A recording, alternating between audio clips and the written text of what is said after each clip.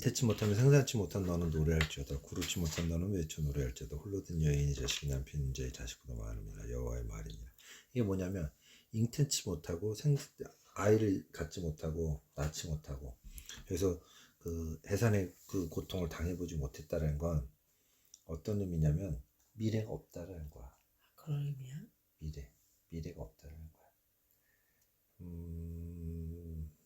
그치. 자녀는 그 미래를 상징하는 요소고 남편은 성경 속에서 고대 문헌 속에서는 남편은 현재를 상징하는 요소야. 응?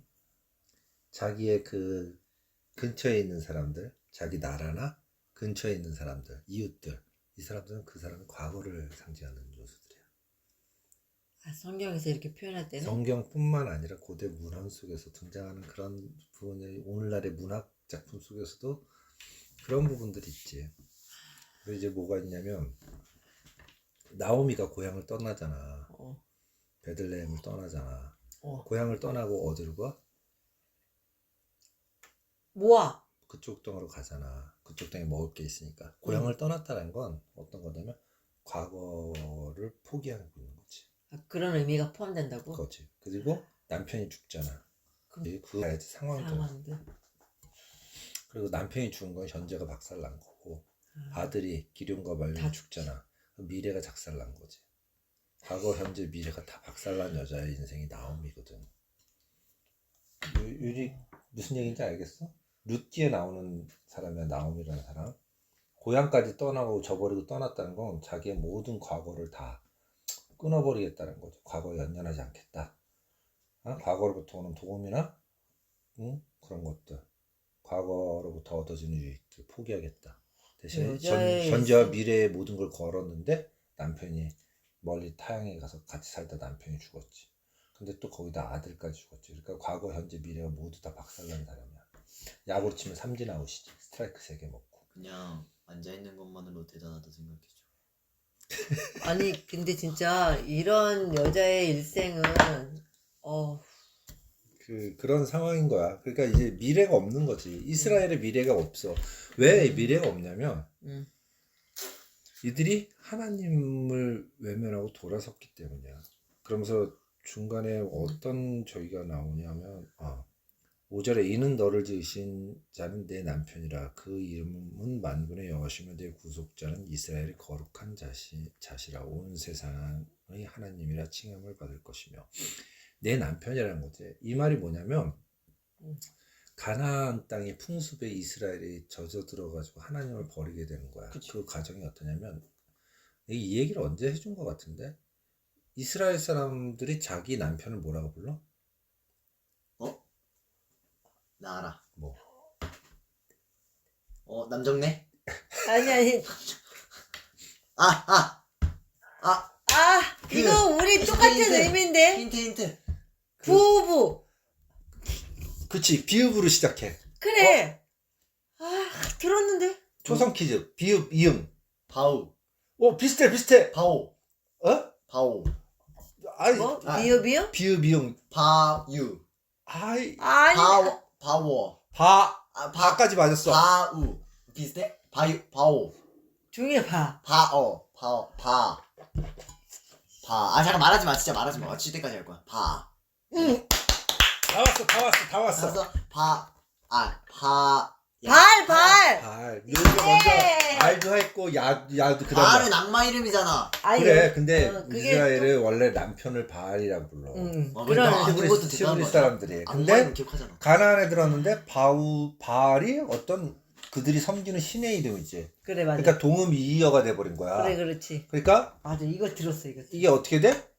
남편도 바알, 그 이방신도 바알. 그러니까 이게 남편을 부른 건지 이방신을 부른 건지 이방신을 부른 건지 남편을 부른 건지 헷갈려 버리면서 이스라엘 사람들이 혼란 속에서 그 하나님에 대한 그 기준들을 잃어버리는 거지. 응? 알았어? 그래서 이제 내가 네 남편이 다시 회복하겠다라는 의미가 여기 있어. 왜 이렇게 됐냐면 왜 이들에게 이런 미래가 없어졌냐면 이들이 그 가나안 땅의 풍습을 쫓으면서 우상 숭배를 하게 되는데 그 이유는 뭐냐면 그게 편했기 때문이지. 그게 좋기 때문이지. 음. 성경 특히 구약을 보면 하나님의 은혜를 받아. 그래서 잘 돼서 살아. 그러다가 우상 숭배를 해. 하나님을 배격하고 우상 숭배를 해. 죄를 짓고 타락해. 어려움을 당해. 하나님 앞에 싹싹 빌어. 그럼 다시 하나님 회복시켜줘. 그리고 회복된데 또 다시 하나님, 이게 계속 쳇바퀴 돌듯 돌아. 구약 성경 내내. 우리 요리가 맨날 어쨌거리. 이게 바뀌질 않아. 왜 그럴까? 왜 그럴까? 고정관념. 인간은 까비. 자꾸 편한 쪽으로 가려고 해. 왜냐면 아빠가 그저께 10년 전 사진을 가족 카톡방에 올리면서 미안하다고 했어. 갑자기 왜 10년 전 사진을 볼 때마다 너무 막 미안한 생각들이 많이 들어. 이유 중에 하나는 뭐냐면 아빠는, 할머니 할아버지는 훈육에 있어 되게 폭력적인 방법을 많이 썼거든. 그때 당시 다 그랬지 거기. 특히 할아버지보다 할머니가 좀 심했어. 어머님이 더 심했다고? 그 뭐라 그럴까? 어머니는 뭐랄까 좀 악에 받쳐서 애를 때렸어. 많이 잘못한 힘드셨지. 거구나. 막 주로 때리는 그 도구가 호수였어. 살점이 호수로? 쫙쫙 묻어놨고 그렇게 맞았어. 근데 싫지. 그거 아빠 되게 싫었거든. 그치. 근데 왜 너희들을 키울 때, 어렸을 때 말로 타이르고 얘기하고 그러다가도 어느 순간 못 참고 매를 들게 돼. 그게 왜 그러냐면 내 안에 이미 알고 있는 거야. 내가 매를 맞으면 그래도 어떻게 돼? 한동안이라도 고분고분해지고 듣는다는 거. 듣는다는 거. 그러니까 나도 모르게 가장 쉽고 편한 방법을 폭력적이고 물리적인 방법에서 찾게 되는 거야. 그게 싫었는데도 불구하고, 왜냐면 그 효과는 분명히 내가 알고 있으니까. 그래서 폭력적인 그 학대당한 사람들이 나중에 자녀를 키울 때 또 학대를 해.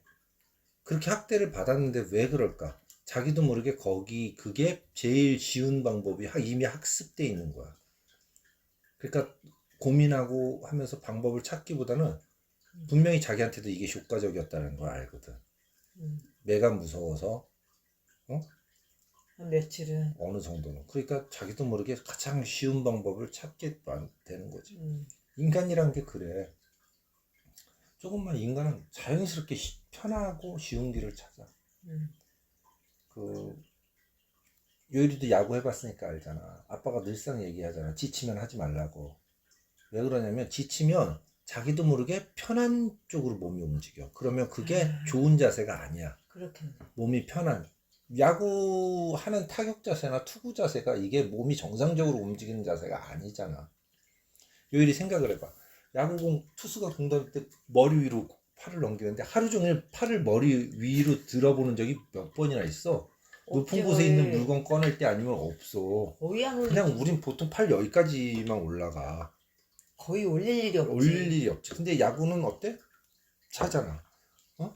팔을 머리 뒤로 동겨가지고 크게 돌리잖아. 그 동작이 쉬운 동작은 아니거든. 편한 동작은 아니거든. 근데 어떻게 돼? 알겠다. 그거를 하다 보면은 힘이 빠지면 편한 동작을 하고 쉬운 방법을 하려고 하다 보면은 폼이 망가지고 부상이 오고 어느 순간 이렇게 돼. 나쁜 습관들이 들어버리는 거지. 이스라엘도 마찬가지인 거야. 편한 길을 찾아간 거야. 편한 길을. 인간들이 항상 그래. 편한 길을 찾아가. 우리가 삶을 살아갈 때 항상 경계해야 되는 부분 중에 하나가 뭐냐면 어떤 선택의 상황에서 나도 모르게 편한 거를 택할 거야. 나도 모르게. 나부터도 그럴 텐데. 그런데 선택의 상황에서 편한 거를 택하는 게 그게 좋아서가 아니라 내 스스로 이미 내 자신이 알고 있는 거야. 그게 나쁘다라는 걸 알면서도 편하기 때문에. 내 선택이 그게 옳고 바르기 때문에 선택하는 것보다 내 스스로 그치. 본능적으로 편한 길을 추구하기 때문에. 편한 길. 그런 게 없지 않아 있어. 요일이도 이제 수많은 선택 상황들이 앞에 놓여질 거야. 그때 항상 싸워야 되는 것 중에 하나가 무엇이냐면 내가 편하려고 이거를 택하고 있는 건 아닌가라는 생각들을 끊임없이 나 스스로에게 물어봐야 돼. 물론 그렇다고 해가지고 항상 그 옳은 길을 택할 수 있는 거는 편하다고 해서 항상 나쁘진 않지만 그치. 대부분이 그렇다라는 거지. 그리고 거기에 대해서 항상 내가 이게 옳기 때문에 이쪽을 선택하는 게 아니라 옳지 않은 것을 알면서도 어느 정도 그래도 이 정도는 어때? 그래도 좀 편한 게 이왕이면 다홍침하지 하는 그 마음이 내게 있는지 그런 마음들을 항상 자기 스스로에게 물어봐야 돼. 그렇다고 해서 아빠가 항상 옳은 길을 택하고 편치 않은 길을 택하는 건 아니야. 아빠도 후회될 만큼 내가 왜 그때 그런 선택을 했지? 좀 불편하고 힘들더라도 그런 선택하면 안 됐는데 라는 생각들 참 많거든. 성경은 항상 보이는 것과 보이지 않는 것의 싸움이라고 아빠가 얘기했어. 보이는 하나님과 보이지 않는 하나님과 보이는 세상과의 그 선택 속에서. 나 요즘 그 말씀. 그리고 또 성경 항상 그래. 응. 야곱이 에서를 꼬여낼 때 팥죽을 뒤물었지. 보이지 않는 장자권과 보이는 팥죽 속에 에서는 보이는 것을 선택했고, 응? 근데 우리는 항상 보이는 것을 선택한 건 쉬워. 눈에 보이니까 실제적으로 있다라는 걸 확신하니까. 근데 보이지 않는 하나님을 선택한다는 건 대단히 많은 고민과 갈등과 확신을 가지고 있지 않으면 힘든 거야. 때로는 그 보이지 않는 하나님을 선택할 때 세상의 비아냥과 세상의 멸시와 조롱도 견뎌내야 되는 거야. 그런 부분들 항상 우리는 그렇기 때문에 편한 것과 편하지 않은 것 그 싸움을 해야 돼. 질 수도 있을 거야. 자주 질 거야. 그렇다고 해도 그것이 너가 나쁘기 때문에 지는 게 아니라 인간이 그럴 수밖에 없는 존재라는 거야. 그러나 그걸 지더라도 또 고민해야 돼.